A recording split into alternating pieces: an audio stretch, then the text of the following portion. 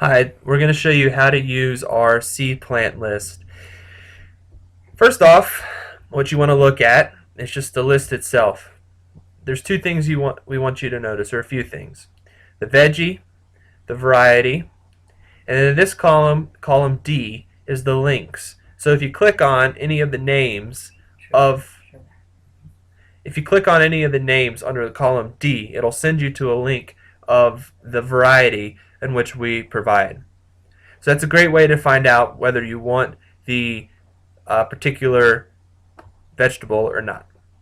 And the next column that's pretty important is column G. And in column G, it tells you whether the plant needs a trellis or not, such as pole beans, cucumbers, melons, peas, tomatoes, etc. So note that while you're filling out your seed plant list. So to start off with, you're going to put in the number of boxes that you have. So let's say we have two 4x4s and you have one trellis. So automatically it shows you that you have 32 squares available and 4 of those squares are trellises. So next what you're going to do is you're going to go down the list and choose the varieties that you want. So you say you want 2 squares of arugula, 3 squares of early wonder beets, 1 square of cucumber, and a square of kale, and on and on. Notice that with cucumber, when you put 1 square, it automatically shows you that you've used 1 square as a trellis.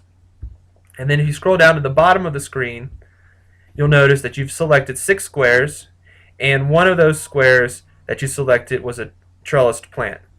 So as you go through and fill out your list, this will keep adding up until you get to 32. Once you get to the plants that you want, you have 32 plants selected, with 4 of those being trellis.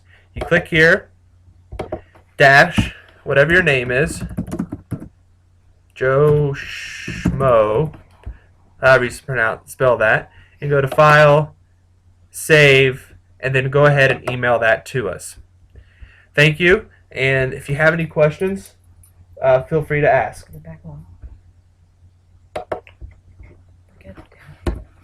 What? So is it still on? Yeah. Yeah, I just wanted to point out here that successive planting, if you want to have your carrots successively planted, and that would mean that 1 square would be planted, and then 2 weeks later another square would be planted, so you can have your carrots staggered. You just let us know, and we'll leave the seeds for you to plant at that every 2 week period. And also the column next to it, which is F, it shows how many plants actually grow in that square, so you can get an idea how many squares you want.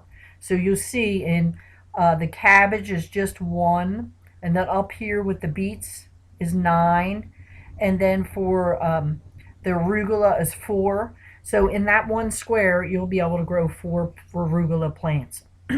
So carrots are 16. Beets are 16 unless you want greens, and then it would be 8 or 9. And I think that's it.